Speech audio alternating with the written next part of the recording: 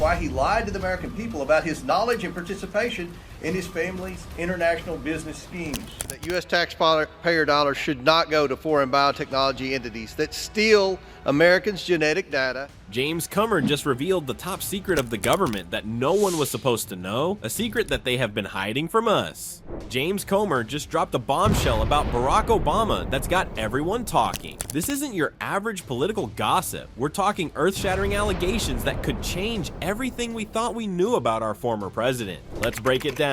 So what's happening? Comer, a big-time player in American politics, is claiming that Obama's life is chock full of juicy secrets. And we're not talking about his favorite ice cream flavor here. Comer's suggesting that Obama might have been hiding his sexual orientation all this time. Can you believe it? It's like finding out your favorite superhero has a secret identity. Now, if you're thinking this sounds too wild to be true, hold on to your hats. Comer's not just throwing around baseless rumors. He's painting a picture of Obama that's totally different from the family man and progressive icon we've come to know. It's like we've been watching a carefully scripted TV show, and Comer's threatening to reveal what goes on behind the scenes. But here's where it gets really interesting. Comer's alleging that some serious power players in the Democratic Party and the media were in on this whole charade. We're talking about a cover-up of epic proportions, folks. If this is true, it's not just about Obama anymore. It's about the entire system. How many other politicians are living double lives? Are we all just pawns in some grand political chess game? And how big of a deal is this, really? Buckle up, folks, because the political world just got turned upside down. James Comer's claims about former President Barack Obama have rocked the very foundations of our understanding of political leadership and authenticity. At the heart of Comer's assertions is the tantalizing suggestion that Obama, the charismatic and beloved symbol of progress, may have been hiding a significant part of his personal life. According to Comer, there are whispers that Obama engaged in secret relationships with men throughout his life, a claim he argues was deliberately suppressed by powerful individuals within the Democratic Party and the media. Can you even begin to imagine the implications if these allegations hold any truth? It's a jarring contrast that completely upends our perception of Obama's carefully curated public persona. Comer's position as a well-established politician lends a certain weight and legitimacy to his claims, elevating them beyond mere fringe theories. This context amplifies the impact of his revelations, leading many to question just how much the American public truly knows about the leaders we elect. If true, these allegations could signify a broader issue within the political system, where the personal lives of politicians are manipulated and concealed to serve strategic ends, ultimately undermining the public's trust. And let's talk about the media for a hot second. If these big shot news outlets knew about Obama's alleged secrets and decided to keep shut, that's a massive breach of trust. I mean, aren't they supposed to be the watchdogs of democracy? Instead, it's looking like they might be more interested in playing puppet master with public opinion. It's enough to make you question everything you see on the news. But wait, there's more. Comer's allegations are forcing us to take a hard look at the whole concept of political identity. Can a leader really connect with the people if they're constantly juggling their private life and public image? And if Obama felt he had to hide who he really was, what does that say about our political system? Are we creating an environment where politicians feel they have to be fake to make it to the top? The irony here is thicker than anything that has happened before it. Obama was a champion for LGBTQ+ rights, but if Comer's right, he might have been living a double life himself. Talk about a plot twist. Was all that advocacy just a smokescreen to divert attention from his own secrets? As we try to make sense of all this, we're left with some pretty heavy questions. What does this say about our society? Are we really ready for authentic leaders, or do we prefer the polished, picture-perfect versions we see on TV? And if we do want the real deal, how do we create a political environment where leaders feel safe being their true selves? And what do you think? Are you ready to pull back the curtain and see what's really going on in the world of politics? Or are you content with the show they're putting on for us? Let's get this conversation started. Who knows what other secrets we might uncover?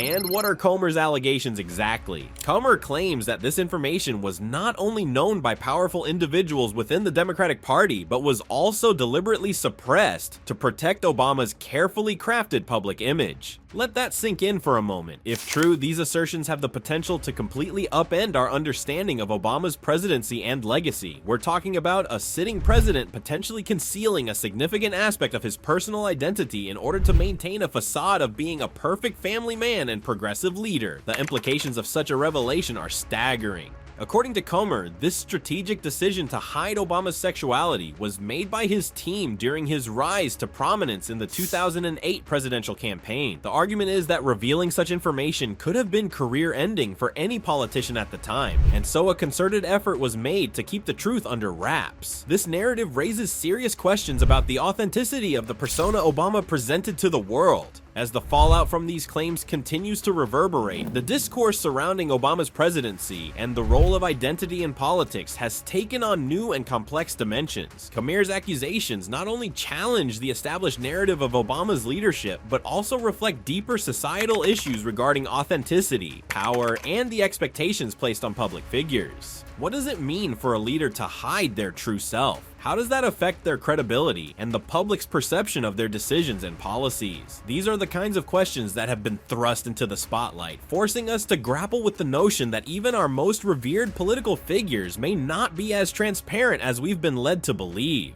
This situation is a stark reminder that the world of politics is far from black and white. Beneath the carefully crafted veneer of leadership, there may lie a complex web of personal secrets and calculated public personas. As we reflect on Comer's bombshell revelations, we must ask ourselves, how much of what we see in politics is genuine, and what does that mean for the leaders we choose to guide our nation? Concealing Obama's personal life. So what's the deal, you ask? Well, according to Comer, Obama's vocal support for LGBTQ+ rights wasn't about standing up for equality and justice. Nope, it was all a clever smokescreen to hide his own personal secrets. Can you believe it? It's like he was using the rainbow flag to create a giant rainbow-colored distraction. But it gets even juicier. Comer's suggesting that Obama's entire presidency was shaped more by his own personal concerns than a genuine commitment to advancing civil rights. Yikes, that's a pretty hefty accusation, and it really makes you wonder just how much of Obama's public persona was carefully crafted to conceal his true identity. Now, let's take a step back and consider the broader implications of all this. If Comer's claims hold any water, it means we might need to rethink everything we thought we knew about Obama's legacy. Was he really the transformative leader we remember? Or was he just a master of political sleight of hand, using his public advocacy to shield himself from scrutiny? And what about the media and political heavyweights who may have been in on the secret? Comer's allegations suggest a disturbing pattern of collusion and concealment, where the truth about our elected leaders is intentionally obscured to maintain a favorable public image. Talk about a crisis of trust in our democratic institutions. I mean, think about it. If the media, the so-called watchdogs of our democracy, are actually in cahoots with the powers that be, then what other secrets might be lurking in the shadows? It's enough to make you wonder just how much of what we see in the political arena is real, and how much is carefully curated smoke and mirrors. But hey, maybe I'm just getting carried away with the drama of it all. After all, these are just allegations, and we all know how quickly things can get sensationalized in the world of politics. Still, it's a fascinating rabbit hole to explore, and what you can find is truly insane. Puppet strings and political manipulation. Here's where it gets even crazier. Obama wasn't even calling the shots in his own presidency. Yep, you heard that right. This whole time, Obama was apparently just a puppet, dancing to the tune of some powerful figures behind the scenes in the Democratic Party and the media. Just think about it. If Comer's allegations are true, it means Obama's entire public persona was nothing more than a carefully crafted illusion, designed to keep the public hooked on his charisma and appeal while the real strings were being pulled by the political elite. It's like finding out your favorite magician uses trick mirrors instead of actual magic. And the consequences of this could be huge, my friends. I mean, if we can't trust our leaders to be authentic, how can we ever hope to have faith in the political system as a whole? It's enough to make you wonder just how many other political figures out there are just playing a part rather than truly representing the values and beliefs of the people they're supposed to serve. Now, I know what you're thinking. This all sounds like the kind of conspiracy theory that would give even the most hardcore X-Files fan a run for their money. But hear me out here. Comer's allegations don't just come out of nowhere. They tap into a growing sense of frustration and distrust that a lot of folks are feeling towards the political establishment and the media. After all, if even a rock star like Obama could be manipulated by the powers that be, what does that say about the rest of the political landscape? It's enough to make you wonder just how much of what we see and hear from our elected officials is genuine and how much is just smoke and mirrors designed to keep us in the dark. Now, I'm not saying Comer's claims are 100% gospel truth. Hey, this is politics, and you know how the saying goes, where there's smoke, there's usually a whole lot of hot air. So if there's even a kernel of truth to what he's saying, it could have some serious implications for how we view the integrity of our democratic institutions. Plus, these kinds of secret things make our elected officials vulnerable to control and manipulation. But how does it work exactly? Ever wonder how American politicians end up dancing to someone else's tune? Buckle up, because we're diving into the wild world of political puppetry. Let's kick things off with the not-so-subtle art of repression and coercion. Picture this. You're a politician, and suddenly you're feeling the heat. It's not just about old-school threats anymore. We're talking next-level surveillance and sneaky punishments for anyone who dares to disagree. In full-on dictatorships, it's all out in the open. But in democracies like ours, it's way more hush-hush, using social pressure and tricky laws to keep everyone in line without getting their hands dirty. Now let's talk brainwashing, or as the fancy folks call it, indoctrination. It's like political figures are playing a massive game of Simon Says with our brains. They're pulling strings in schools, media, and public chats to push their own agendas. Before you know it, you're nodding along to ideas you never even knew you had. Scary stuff, right? But they themselves are humans too, and they can be controlled using the same tactics. But wait, there's a whole new playground for manipulation, social media. It's like politicians discovered cheat codes for public opinion. They're cranking out fake accounts fast and using creepy precise ads to get inside your head. The result? A recipe for chaos that's tearing apart how we make decisions as a country. And let's chat about the power of cold, hard cash. Politicians are practically drowning in donations from big shot groups and smooth-talking lobbyists. It's like they're wearing invisible puppet strings, with every policy decision tugged this way and that by whoever's got the fattest wallet. So much for by the people, for the people, right? And just when you thought it couldn't get any more twisted, enter the world of expert control. Imagine the government playing favorites with who gets to be the smart kid in class. They're handpicking advisory groups and pulling bureaucratic strings to make sure they hear exactly what they want to hear. It's like they're building an echo chamber on steroids. So what's the bottom line? American politicians are caught in a web so tangled it'd make a spider jealous. From sneaky mind games to social media madness, from big money whispers to expert puppet shows, it's a wild ride that's reshaping how our country runs. Getting your head around this stuff isn't just interesting. It's crucial if we want to really get what's going on in the land of red, white, and blue. So next time you see a politician on TV, remember, there might be more going on behind the scenes than meets the eye. But what about transparency? Well, let's talk about it. The media and politics. You know who else pulls the strings in America's political puppet show? The media. It has a superpower, setting the agenda. Think of it like being the DJ at the world's biggest party. The media gets to choose which tracks to play, or in this case, which issues to blast on repeat. They're not just picking tunes, they're deciding what everyone's going to be talking about at the water cooler tomorrow. And here's the kicker. By giving some topics VIP treatment and ghosting others, they're basically telling us what to care about. But it doesn't stop there. The media's also got mad skills in the framing department. It's like their Instagram filters for news. Same story, different vibe depending on the words, pics, and storytelling tricks they use.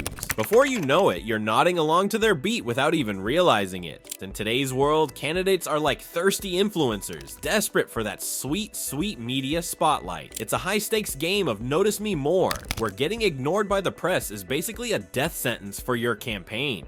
The media's got the power to turn a nobody into a rock star or send a frontrunner packing. No wonder politicians are out there staging photo ops like their lives depend on it. Because politically speaking, they kind of do. But what about the voters? Well, if you're a diehard Democrat or a ride or die Republican, you might think you're immune to media mind tricks. Spoiler alert, you're probably not as bulletproof as you think, but it's the fence sitters that really get their worlds rocked by what they see on screen. The media is like that persuasive friend who always knows how to talk you into going out on a Tuesday night. Before you know it, you're at the polls voting for someone you'd never even heard of last month, and don't even get me started on how the media can light a fire under people's butts to actually show up and vote. And last but not least, let's chat about the media's role as the government's personal PI. In theory, they're supposed to be the Sherlock Holmes of democracy, sniffing out scandals and keeping them in check. But here's where it gets messy. Sometimes they're so busy chasing the next juicy headline that they forget about the boring but important stuff. It's like they're playing gotcha instead of let's fix this. And let's be real, when you're trying to keep the lights on and viewers tuned in, sometimes the temptation to spice things up with a little bias or clickbait is just too strong to resist.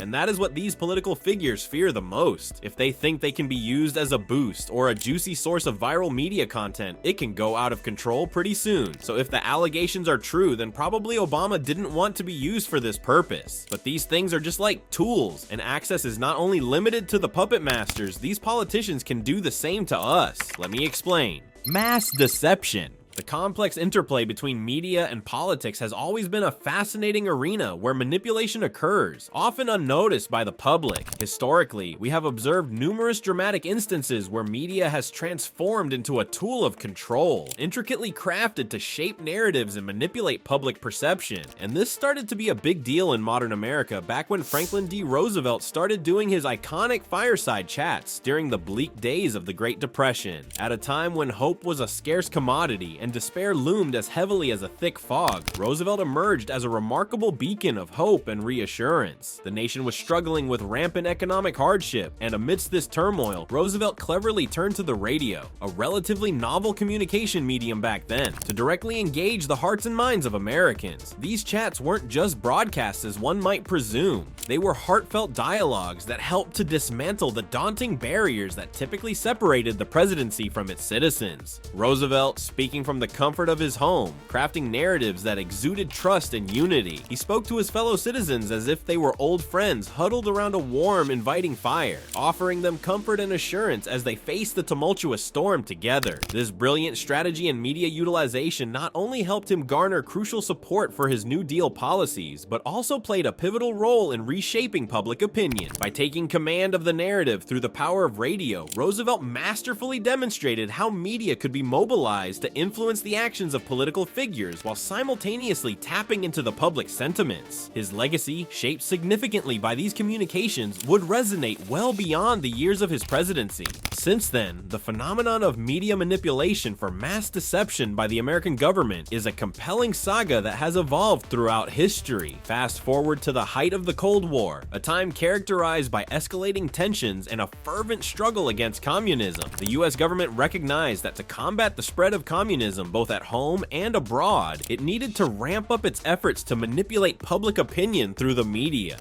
One of the most notorious examples of government manipulation during this period was the involvement of the CIA. The agency engaged in various covert operations to influence media narratives. It subsidized numerous publications and infiltrated newsrooms to ensure that pro-American perspectives dominated the coverage. For instance, Operation Mockingbird sought to recruit journalists and editors to distribute propaganda that was favorable to US interests. By controlling the flow of information, the CIA aimed to shape perceptions on a grand scale.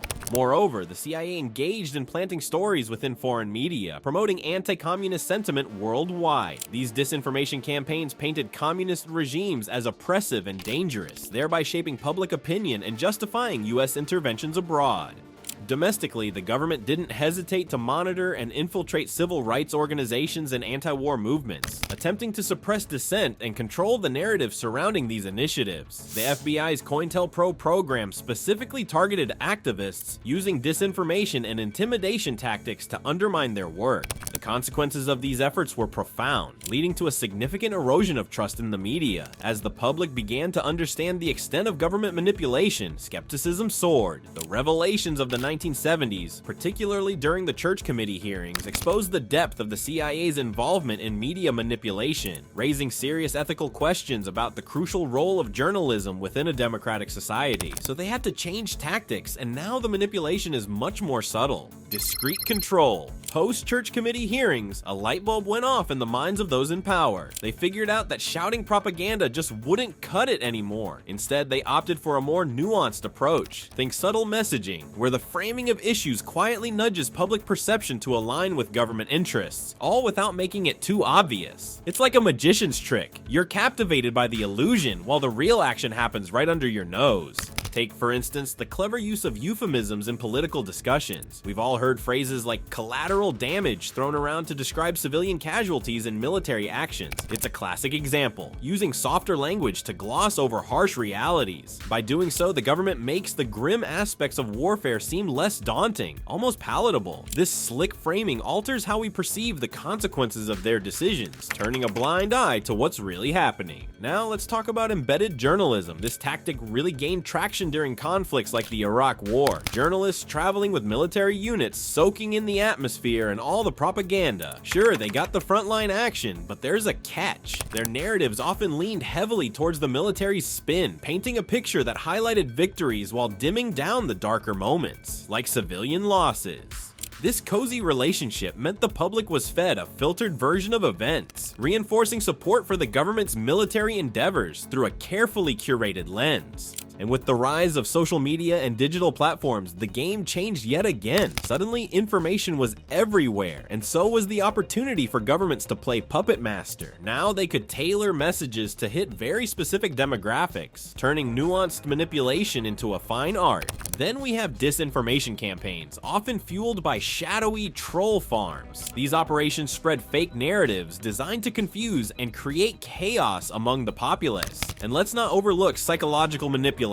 This tactic has become a favorite in the arsenal of governments and political operatives. They tap into our emotions, poking at individuals or groups to provoke specific responses. Distraction techniques and scapegoating are also key components in the manipulation toolkit. By diverting public attention from contentious topics, governments can sidestep scrutiny. Think of it like sleight of hand. While we're busy looking at the shiny object, the real action is happening elsewhere. Ever heard the term wag the dog? It's become a go-to expression when discussing these tactics. The phrase comes from a film where a president conjures up a fictional war to steer focus away from a scandal. In the real world, we're seeing similar maneuvers where leaders spotlight foreign skirmishes or other minor crises to drown out controversies or unpopular policies back home. Now, in today's modern age, these things hit too close to home, right? But what this means is that it is so hard to identify manipulation nowadays. But what is your thought on this? Let's know in the comments. Thanks for watching. See you on the next video.